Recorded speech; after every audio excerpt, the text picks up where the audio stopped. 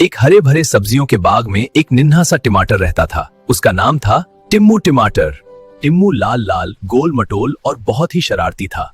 वो कभी एक जगह टिककर नहीं रहता था।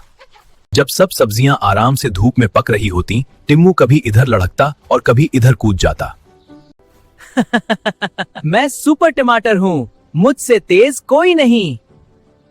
एक दिन टिम्मू ने शरारत में सब्जियों की टोकरी से छलांग लगा दी।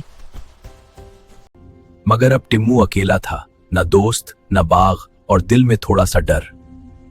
तब एक नन्हा बच्चा आया। उसने टिम्मू को उठाया और प्यार से मुस्कुरा दिया। टिम्मू को समझ आ गया कि हद से ज्यादा शरारत अच्छी नहीं होती। वापस आकर टिम्मू ने सबसे कहा, मुझे माफ कर दो, अब मैं अच्छा टमाटर बनूंगा। अब टिम्मू खुशमजाज भी था और समझदार भी। बच्चों, शरारत अच्छी होती है, लेकिन अच्छा रवैया हमें सबका प्यारा बना देता है।